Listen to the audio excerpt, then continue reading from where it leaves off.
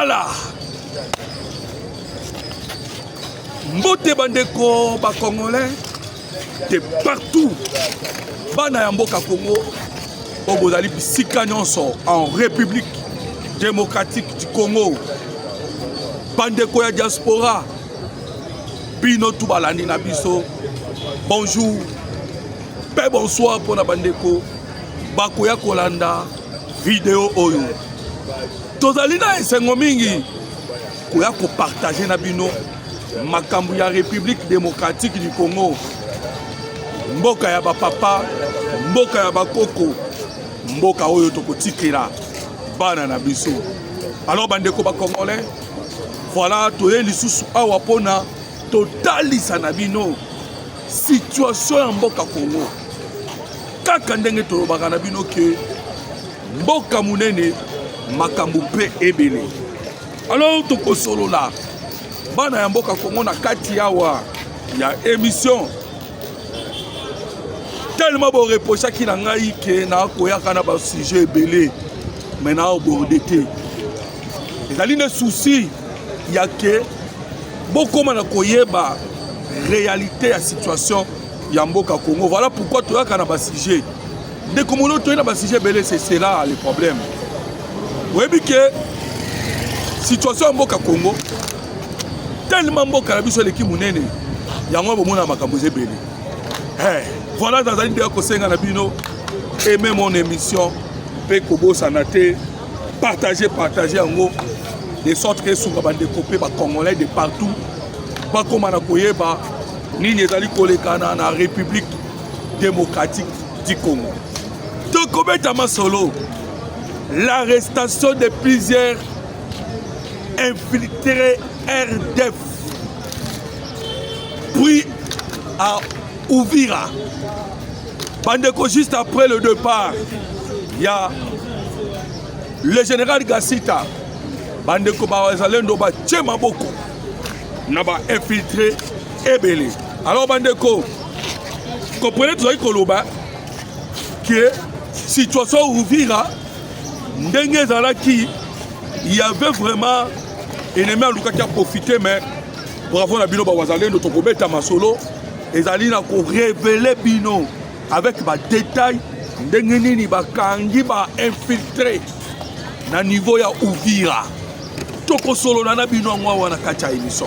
Oko comprendre ndeko Congolais. Awa pe toko solo là. Juste après lobby Bayi Rwanda ont renforcé. Le FARDC aussi to renforcer. Ni nezali koya liboso. Alors, tokobeta masolo parce que awa na koltalisa na yo na kati émission na mboka nini esika nini oyo renforcement ekoti. Tokosolo lango bandeko awa na kati émission. Voilà, vous allez déjà comprendre que masolo na biso tokozala beaucoup plus na niveau ya est ya République démocratique du Congo. Bandeko, tolobaka bien que RDF oyo ezali armée rwandaise. ADF oyo babengaka armée oyo tobengaka ya ba djihadiste ou bien islamiste. M23 baaka famille moko. Nakobetelo lisolo okomona défaite oyo bautaki kozwa na niveau ya Walikale. Lobi na betaki na bino masolo wana. Tangu bazaki koluka bazwa pinga. Mais je vous dis bandeko ba Congolais, lobby des ADF ont tué plus de 100 Congolais justement après. Mais okoyoka nyonso ne wuti wapi. Et wuti na débandade au Paul Kagame azui et le monde ba M23 na ye. Mais je vais vous expliquer dans cette émission débandade wana salami ndenge nini. Oh, salami qui après c'est là baké koboma. Et au koyoka na kati ya émission et que chaque fois que bandeko ba Congolais ba kokufa otokoloba na niveau ya Lubero action ya ba ADF okomona sortie médiatique mbala moko ya Moïse Katumbi. Mais lorsque ba M23 ba oboma silence radio. par nombreux rapports Silence Radio. Alors, dans cette émission, je vais vous expliquer le mouvement des alliés, Génie et Salamawana. Bandeko, on comprend déjà. Awa, Nakatia, émission. Alors, Bandeko, Banda déjà qu'on aime émission dans Ngaï. Dès la émission dans Rosalakuna. Mais avant de cette émission, na Robert Telom a solo Qatar. Au Congo, comme solo Qatar. Position, il y a République démocratique du Congo par rapport à Makambo Israël. La position du Qatar et la cohésion de Souka. Le président de la République, Félix Antoine Tshisekedi Tshilombo, qui donne sa position.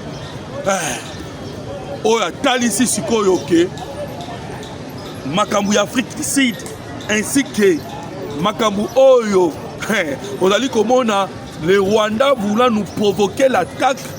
Et où tu vois, puis, on comprend dans mon émission, il s'agit de Makambu Kolekana, niveau ya droit de l'homme. Voilà pour expliquer nos détails.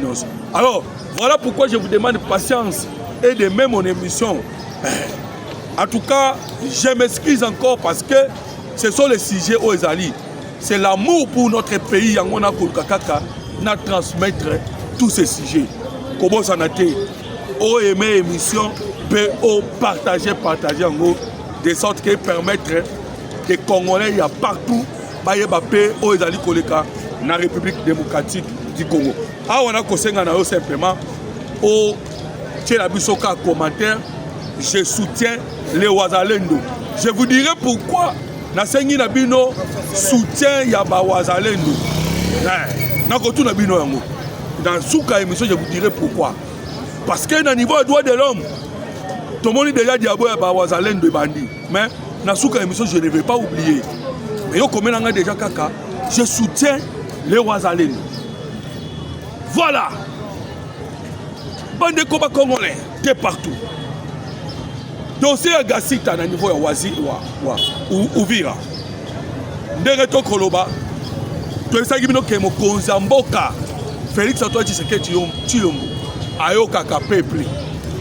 Base kutu ya IDPS ayoka base. Buni mo bopesa Congo yoka base. Bongo siko population congolaise. Pensez-vous akoyoka te? Wana ko ebisa bino même dosa kosa mutamba. Et na mesa na ye. Beaucoup seront surpris. Je vous l'ai dit, Bandeko Congolais. Et bien, là, vous avez surpris. Il y a deux ans qu'on s'est moutamba lorsque vous avez moutamba di banda. Pourquoi? Parce que la population mobimba. Quand si lobby boyoka qui na stade de martyrs. Eh, botika moutamba et population. Ba leli moutamba. Bandeko, j'aime toujours dire na Bandeko Congolais que tozali ba moutambi c'était oso qui ndeni non. Moutamba azaki nde koloba makambu oyo ba Congolais bazali nango posa, c'est-à-dire ezaki nini ezalaki que justice et ba Congolais bazali ne ko soutenir Moutamba kaka proprement dit te bazali ko soutenir le président Tshisekedi. Il soutenait aussi la volonté que na mboka Congo justice ezala ya bien. Voilà. Alors lobby Gassita Bimi Nandela ya Burundi. Et maintenant il se retrouve à Kinshasa. Parce que la population l'habite. Bawazalé ne l'habite. Mais, Bandeko, l'armée congolaise continue de faire confiance à Gassita. Babino, nous faisons confiance. Gassita, c'est tous les services de renseignement. Azali, un bon militaire. Il y a un moment où Congolais, les Ouazalais ont décidé, ok. Maintenant, ça a toujours pas Congolais. Ça, maintenant, c'est mon avis. Au cas où manifester, on a commentaire au lobby, au lobby, ce n'est pas un problème. Nous sommes en démocratie. Mais au cas avis, Paul Kagame Oyo Azali Lelo Konyo Konabiso, il était un militaire na Ouganda. Kagame Azalaka soda na Ouganda. Alors moi soda komi mokonza service de renseignement. Et lelo Kagame azo pouvoir na Rwanda, akoma Rwandais. Mais na Ouganda azaki Ougandais. Utoloba réfugié rwandais na Ouganda, mais azaki mokonzi ya renseignement na Ouganda. bongo bino bolingi te biso pe tozwa tuti moko oyo tokomatisa ye na armée après sima mikolo qu'il soit rwandais qu'il soit réfugié rwandais au Congo mais du moins lobi pe to soutenir ya ke koma mokonzi na Rwanda pourquoi pas. Voilà pourquoi un moment bandeko ba congolais totika ba émotion parce que Kagame a commis président na Rwanda tout comme pe biso to kozwa un Munyamulenge un Tutsi oyo pe mandeko akeko koma mokonzi na niveau ya Rwanda ça peut passer. Ça peut passer. Alors wana ce qui a vu na ngai mais bon ko ba wazalendo lobby njoka tangu makelele ko salama o marche o boye njoka nde ba efite bazaki kokota ndengo yo kinga na nosa kione bandi ba wazalendo ba lokoti bangonde ya kolokota parce que bandeko ba wazalendo bana système lisu coalition bandeko oyebi na Uvira ya ndeni na Uvira balobaka Swahili baloba pena minoko na bango mais Kinyarwanda yake ba Rwandais bazwaka mwa opportunité ya koya kokota surtout na ba localité ou bien ba territoire au moins Kinyarwanda lobamaka. Voilà pourquoi moni ba déstabiliser Mbalo-Mbala Rutshuru Masisi parce que là-bas je m'excuse parce que là-bas il y a plusieurs personnes au balobaka Kinyarwanda kuna même na territoire ya Calais watu wana niveau sud Kivu okuta kuna pe balobaka Kinyarwanda. Voilà pourquoi monaka na niveau wana bango ba profitaka mais na Uvira omekate lobo matakuna na au plateau ya ba Fizi kuna ne okekuta sikona ma montagne de Munyenge wana omona ba réfugiés ba kimaka Rwanda depuis 1959 otobenga ba Nyamulenge. En vrai dire ce sont des Tutsi Rwandais au ba kimaka guerre en 1959 au ba matana montagne ya Mulenge. Kuna ne okuta quand même tu vas le Kinyarwanda. C'est ainsi que on est infiltré dans Uvira ya passe. Lobi batie bango maboko. Mais na moment batie bango maboko, na ifeki bino ba Kagame de atini quelques militaires ba kende na mpanzi ya Walikale na Pinga. Bazo aéroport ya Pinga. Bandeko Sukhoi drone ba poudrier bango na décret ya kosakana te. Ba poudrier bango. Ouais bien, Kagame c'est un sanguinaire. Donc, il veut s'imposer dans RDC. Je vous dis, bande de Congolais. Ces gens-là, si vous avez que Congo est bilan à la banque. Ce que Kagame a bétami, il y a un retour et Kozonga dans la branche de Moussous. Parce qu'il y a des mercenaires. Bah ADF, bah des mercenaires, bah M23, AFC. Même Adam même peine à Wazalendo ou à Yemoko personnel. Kagame a ses propres Wazalendo. Je vous l'ai dit, bande de Congolais. C'est ainsi que frappe Bazoa qui n'a pinga, n'empêche pene pinga, place nini, aluka kiasala attaque kende kozwa l'aéroport de Pinga na Walikale. Ba peta tellement makasi. ala mbalamo kolobi na ngoyo landa omona yo kilobi information bimi lobi non on a tué les ADF les ADF ont tué des Congolais n'enga koloba bandeko ils ont brûlé ba vivant alors batouana d'autres oh ba petit par balle comme ça ou ba tangi ils sont à peu près 80 oh ba petit par balle et les restes bandeko ba Congolais ils ont tué des frères Batumbi alors que bandeko wana bazalaki wapi bazalaki musu basala ba veiller musu balaki matanga ba ole le bembe allez bango bakoti babobi bango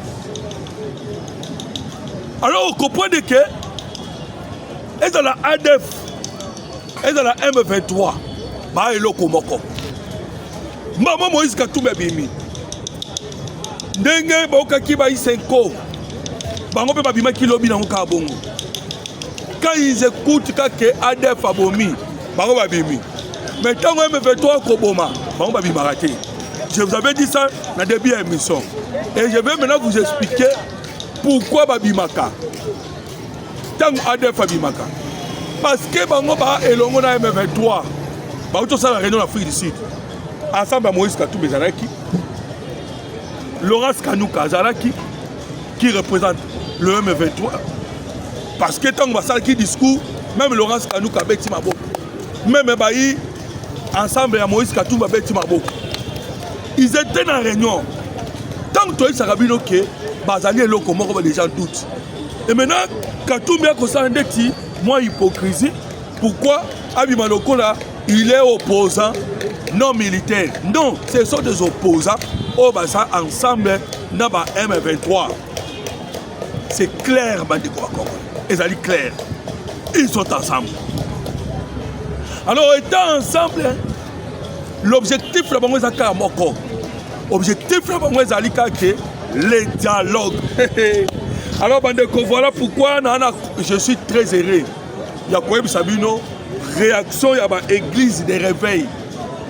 Baï et l'ongona et Jibaya Mampia. Ça fait décision, c'est très important.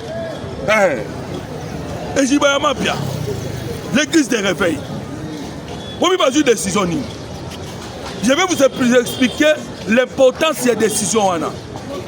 Balobi Boye, en République démocratique du Congo, pour que le dialogue est quota, il faut le respect à 6 points qu'ils ont épinglés avant que le dialogue est quota. 1. Dialogue, il faut des Congolais et des Congolais. 2. Dialogue, il faut ça après le processus de Washington, le processus de Doha.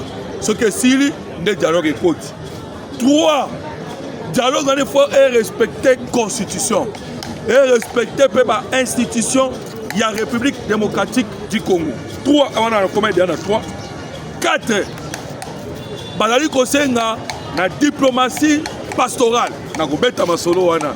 On appelle ça point très important. Bazali kosenga na diplomatie pastorale. Diplomatie pastorale, oyo bango ba yuba sangani. Elongo na ba Ghanéen. Elongo na ba Congolais. Elongo na ba Américain. Pour na kosala obstacle. Il y a guerre au niveau de la République démocratique du Congo. 5. Par rejeter Biloko et ça en Afrique du Sud et enfin 6 par le but que soutien à Bango, na Goma, na Bukavu, Mandeko Bakongo Bakuna. Alors Mandeko, oui pourquoi décision n'a pas joué? Parce que je vous ai parlé de ADF Obabomi, qui est une branche. Yabaïnani, et Ali Moko ya branche, Yaba M23 Paul Kagame. Angela Minduki et Angela Minduki et l'on a la France on a dit qu'on soutenir. Pourquoi la France a qu'on soutenir? Parce que la France a ligné que Bisoka tous dialoguer Moïse Katumbi ou Vital Kamerhe na kokoma pe wana. Et pourquoi la nuit surtout wana? Parce que tu sais que d'abord il y a dialogue. Il faut lui forcer au travers Angela wana. Non moni ba église. Du réveil à Congo, ils ont compris cela. Non, dialogue est soit ça, Congolais. Vous venez avec des Makenga, vous venez avec les M23, alors que le mouvement M23 est clair et le mouvement rwandais. Il y a l'armée rwandaise dans le sol congolais, Bandeko, Kagame, Wangana, c'est clair, les Rwandais sont avec les M23. Maintenant, tu as dialogué la Rwandais. Voilà pourquoi je soutiens la déclaration et l'idée Yabaï et Jibaya Mampia. Bon, moi, je pas raison. Ils ont raison. On va dialoguer avec eux dans quel sens? Avec les Rwandais. Alors, Bandeko, maman a dit que place va bloquer bien. Et c'est la vision de Mokozamboka. Et ça que le dialogue Rwandais, c'est un salama. Il faut essayer là nous. Processus de Washington ici là, il y a Doha ici là. Il bon tu as ça dialogue. Pourquoi? On a pas bango dire mais na Doha. Bango moko na Doha, bango moko côté opposition non armée. Et tous ces gens là, nous avons compris cela. Pas manœuvre on est sur ça là. La politique, déjà, les Congolais, nous avons compris cela. C'est pour cela que tu as dit et qu'on passe. Alors, je t'ai dit, Congolais, que tu as toujours au niveau de l'Est de la République démocratique du Congo. Les infiltrés commencé, ils ont voulu, bakota moko moko na Uvira. Ndero uti koyo kanga koyebisa yo ke ba infiltré na Uvira. Baluki bakota moko moko pona suka nango ba beta. Mais ils ont regretté. Arrêté. Nde Kagame sikoyo aye kosala renforcement. Aye kotinda encore d'autres militaires. Et nous aussi, le Congo, tout est militaire. Voilà pourquoi je vous ai dit,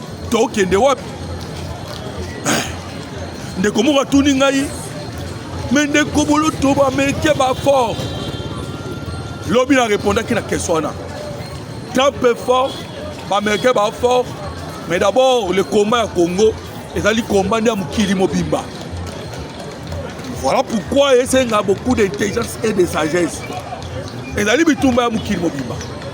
Vous savez que les téléphones portables et les lots, au monde, on a poche à tout.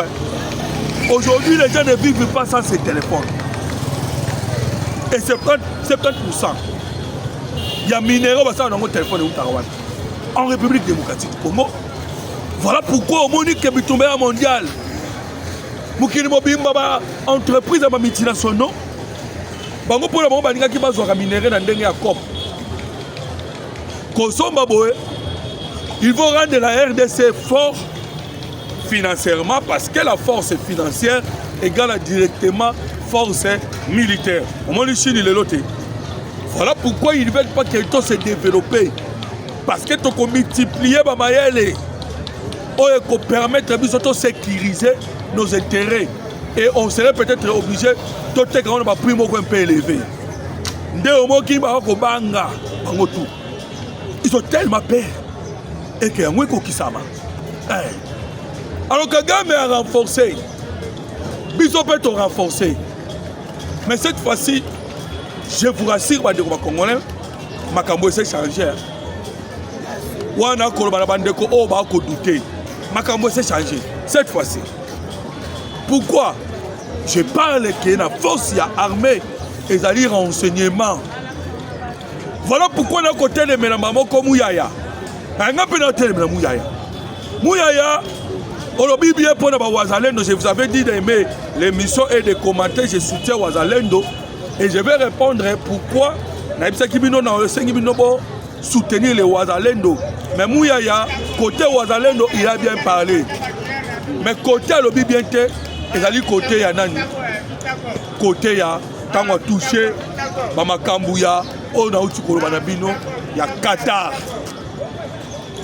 Oh non, nous condamnons l'Israël. Ndenga beti la Qatar. Non, non, non, non. Bandeko. Oui, Bénin. Bien que les autres ont collaboré dans Qatar. Mais il faut faire attention. Hein. Qatar a soutenu la rébellion, c'est clair. Clair, Bandeko. Même les M23 comme on a. L'usine de Gasabo, na Rwanda, et ça va Qatari. Tous les Kaka et où la SRDC passent na Rwanda après Kewa. Si et que les Émirats Arabes Unis et que la Qatar. Kende na Soudan, on a FSR ya Soudan. Guerre le Canada Soudan. Qatar m'a soutenu naka. Ba uti kutu ko beta avion moko boy. O utaki Qatar et entre Qatar et Émirats Arabes Unis. Bango ka Émirats Arabes Unis. Pour quitter wapi na Soudan ba petit, ba Soudan ba petit. Et aujourd'hui si l'Israël se fâche contre le Qatar ou à quel beta ba masse na Qatar, c'est par rapport au comportement du Qatar. Mais de comment est-ce que mon loto, Mathieu Balouki, Yomoro Lobaki que Qatar a commis un homme nabiso. Oui, et ça le quoi la France. La résolution 2773, c'est la France. La France n'est pas ça, la moi, action pour causer pas bisomis. Mais à 100% la je dirais même la France, ça n'a pas la 30%. Et il faut que les rapports de force les allient. Le rapport de force les allient pour ça que Moutou a changé ses actions sur le terrain. le rapport de force. Alors vous comprenez que et dans des rapports de force d'Abisso, le Qatar a commis qu'on change de position. Mais du moins, ce sont ceux-là qui soutiennent les rébellions. Alors, Bandeko, nous avons dit que nous avons dit que Makamboza au sérieux. Makamboza au sérieux. Ngonga ya bisoto beta. Paul Kagame Koki. Pour rétablir, on a dit le rétablissement de l'autorité de l'État. Tandis qu'on a tout rétablir en haut. Ngonga Koki. Pourquoi je suis en train de dire cela?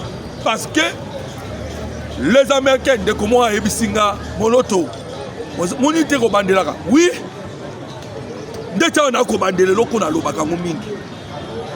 Dans le Bango, pourquoi parce que yo kakem sur tout ça, yo kakité. Les États-Unis d'Amérique, Abaka aussi ça, guerre Oyo, Namindo qui m'y balé.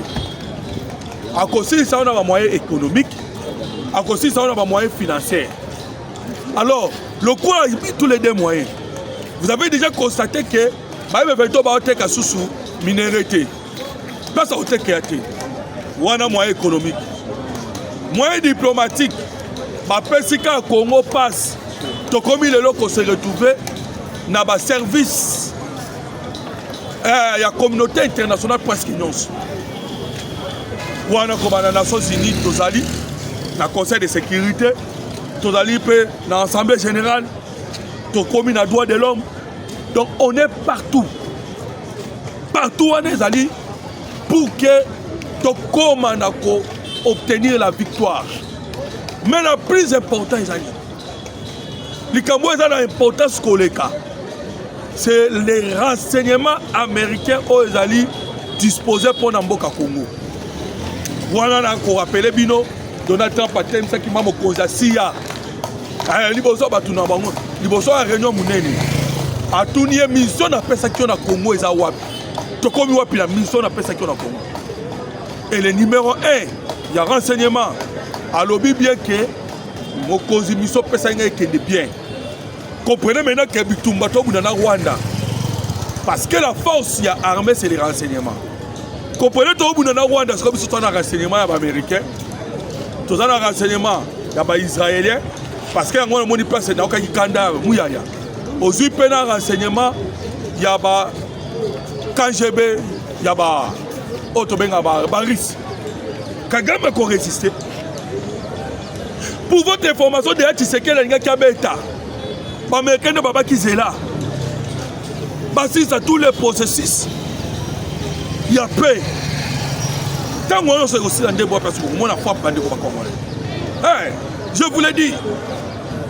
Ne pas se voir la frappe. Il y a des gars qui sont canadés.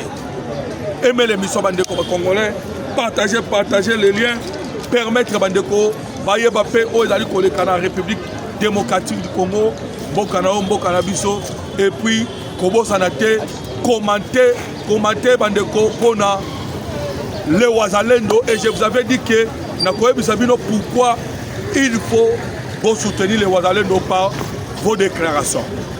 Lobby, dans le Conseil des droits de l'homme, on a attaqué les Ouazalendo. Babino FRDC a collaboré avec les Ouazalendo, tout comme les Rwanda collaborent avec le M23. Et les Rwanda ainsi que la RDC, tout comme les Ouazalendo, ont commis les crimes de guerre. Bandeko, on toyoki yango, toyoki déclaration wana. Mais les Ouazalendo, c'est là où maintenant j'ai aimé la réponse à Mouyaya. Mouyaya Lobiboé. Si les Rwandais avaient respecté le processus de Nairobi, ce qui Rwanda respecte qui en haut. Parce que les Rwandais ont continué à se faire. Dans le niveau de la République démocratique du Congo. Nous avons la guerre continue. Et qu'est-ce que les Ouazalendo peuvent faire? Mais tu as pas à Ouazalendo. Moi, je peux. Non, chaque fois. Mais tu as Ouazalendo. Babomi papa, babomi maman, babomi yaya. Voire même des choses bloquées autour de ça. On a tué tout un village. So yo kendaki na zamba. Yo kandi cité que ozongi mokuti village mo babomi. Yo pas comme wazalendo te. Yo pas comme n'est-ce pas comme wazalendo. Voilà pourquoi bandeko ce sont les gens qui vont blesser moralement. Au monde il m'a violé maman. Hey. Alors nous sommes là Nambo Kalabiso. Même Dieu, même la Bible et l'obéit.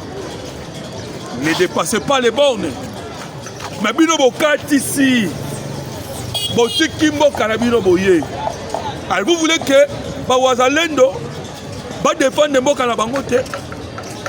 Bandeko soutenons les Wazalendo. Parce que Mouni c'est mouya lobby. Les Wazalendo en question, Bayaka Diana Nairobi pour Batika Minduki. Mais au moment où les M23 va beaucoup à Nairobi, qu'est-ce qu'eux pouvaient faire? Donc Bazaki n'a choisi. Maintenant, Mingi Nabino va Congolais de partout parce que Bozalaki est belé pour nous avoir information pour analyse. Yamakamboutali Mboka, Congo, Mboka Nabino, Mboka Nabiso. Numéro Nabiso à téléphone, il y a les plus 243 89 40 330 80. Aimez notre émission et partagez. Que Dieu vous bénisse.